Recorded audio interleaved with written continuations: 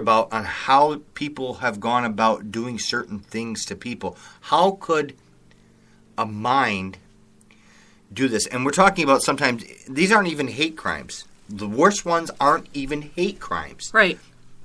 Because hate crimes are usually quick, simple. A shooting, a stabbing. And hate crimes seem to be coming from a person because you can tell the difference. But when you see some of these things, it's like, how did you even do this to somebody you don't even know? The normal mind wouldn't come up with that. Right. It takes a little influence. It takes a little help. Yeah. TV helps with that. A little help from my friends. Like dark friends from hell. A little help from my Well, just friends. and I'm trying not to beat it in the bathroom, just below the stairs. Your friend is... Never mind. Below the bathroom and the stairs. What? I don't even know what you're talking about. Days like these. Oh, but does he talk about stairs and bathrooms? I don't know. What are you talking about? You were singing about a stair in a bathroom. You're supposed to be doing your stuff. You got some notes. You got information in your head. But you're singing about bathrooms what are you talking about? Oh. Man. Okay, so, like I was saying, I'm trying not to beat it in the ground. Every week, I got to go through this. The story in Wisconsin here about the Slenderman case, it fascinates me, and I'm going to keep...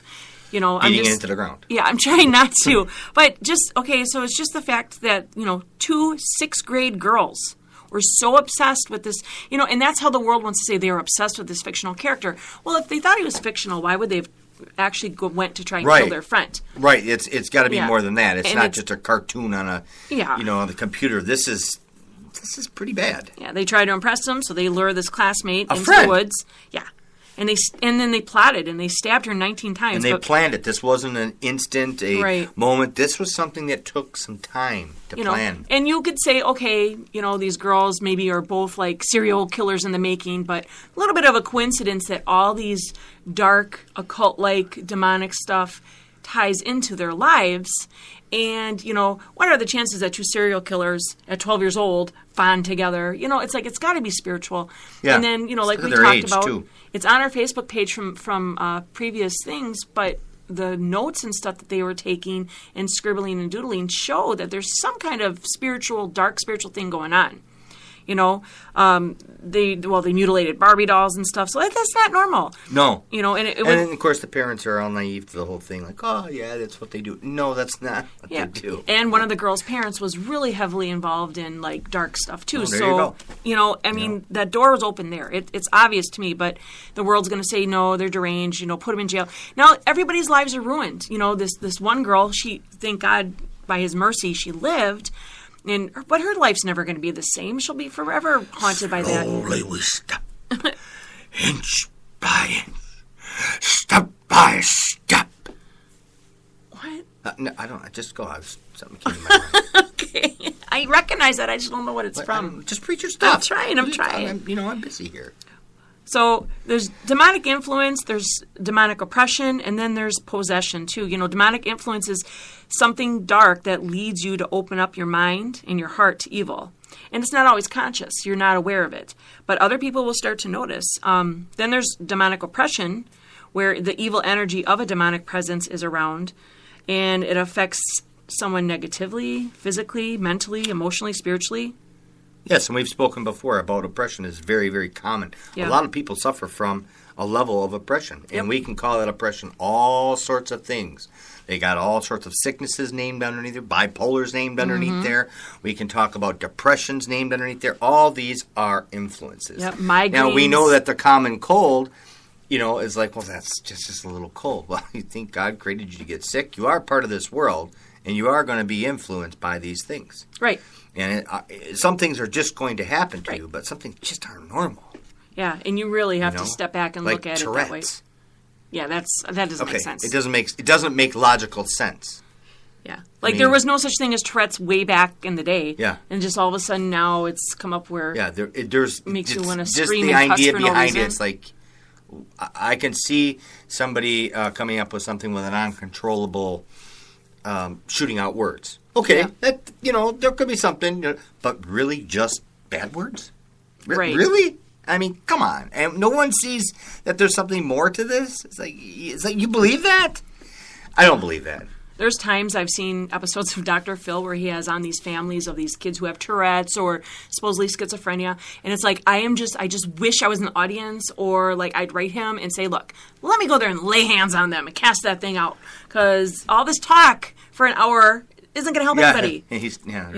Like, it just drives me nuts. Okay, but then there's possession, which is full takeover of the body, which is rare. So in these cases of like serial killers and stuff, I don't believe that they're... It happens to me when I come out of the phone booth. You're possessed? Yes, into Superman. There are no more phone booths.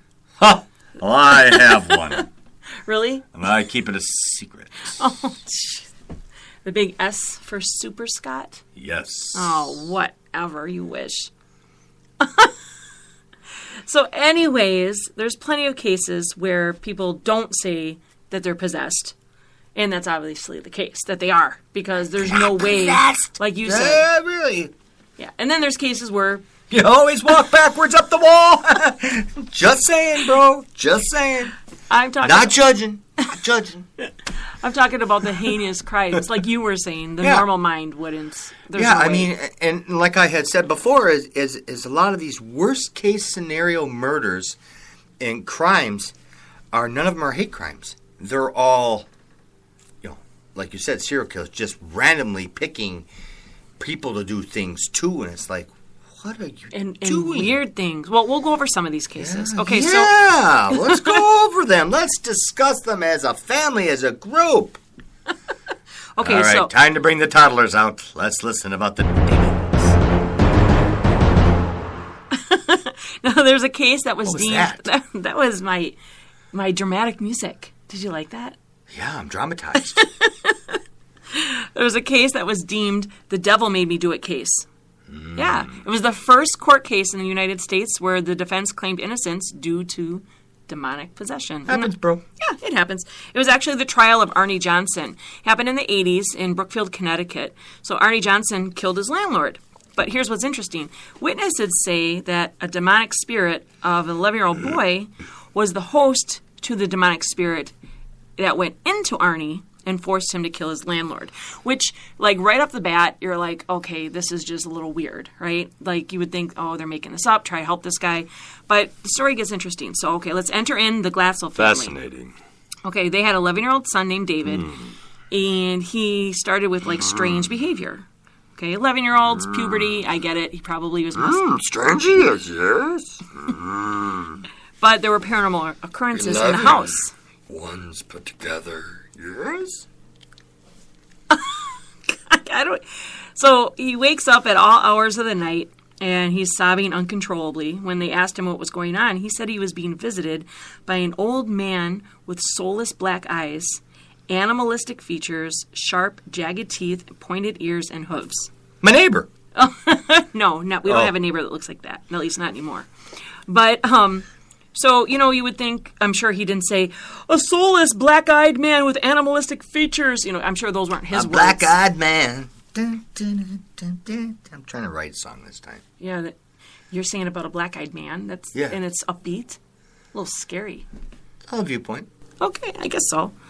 Well, so this kid, describes it, and that's where we're getting the animalistic features and stuff. But he says that the spirit would snarl at him. And then the spirit would speak to him in foreign languages and threaten to steal his soul. So I'm like, okay, maybe this kid's watching one too many scary movies. But he was having night terrors. He was waking up howling. And his mother claimed to see him being choked by unseen hands. Oh! Nice. Flopping around on his bed like a rag doll. Who needs sound effects when I have you? What? Yeah, that's good. So guess who came in? The Warrens. Ed and Lorraine Warren. Yeah, once again they're tied in. Bronson. Why would I say Charles Bronson? No. Charles Bronson, he says, "Oh, do you believe in Jesus?" And the guy said, "Yeah." And then Charles says, "Good, because you're about to meet him." Oh, that's Charles Bronson. I always thought that was Clint Eastwood that said that. Get your thought wrong. Yeah.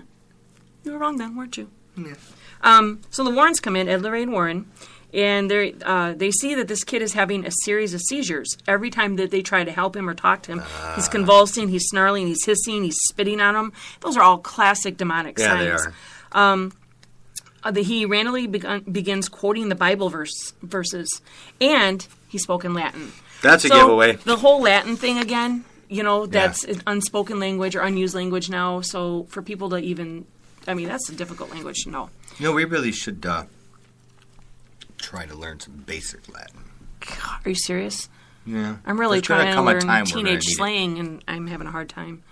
But I guess I could work on some Latin in my free time. Well, I speak jive, too. Do you? Yeah. Lay him down and smack him, yak him. Okay, I'm going to try. Did you just snort? I was laughing so hard. I'm trying to hold back. I'm trying to do a show. But that was funny. I'm trying. You totally snorted, dude. I didn't mean to snort when I laughed. Okay, so this kid's sister asks her boyfriend Arnie to move in because, things are getting crazy, and I guess she felt safer with him there. So in the meantime, this family attempts to have their son exorcised by the Warrens and the people that they know, and it goes for several days. And later on, you find out that this kid David says that he saw something dark go into Arnie, but he was the one being exorcised, so he wasn't talking at the time, So now this kid, they said they successfully removed these demons from this kid, and sounds like they just moved. Yeah, and that's the thing. I'm getting that right away. It's like that's the one thing about when you screw around with this and you think you know what you're doing, and we have personally experienced it. Yeah, and it's you don't ugly. You don't have the power to cast it out, so it just jumps. It just moves around. It's fleas. like, no problem. We can just go over here for a bit, and you get done with your little game. And here's the thing. I believe that they went to Arnie because Arnie at this time, he was totally joking about this. He was teasing the kid. There you go. He jokingly taunted the demons, challenging them to come into him. Oh, okay. Oh, that's not a That was so stupid, Arnie. What were you thinking? Yes. So soon after this happens, like a day or two later, he crashes his car into a tree.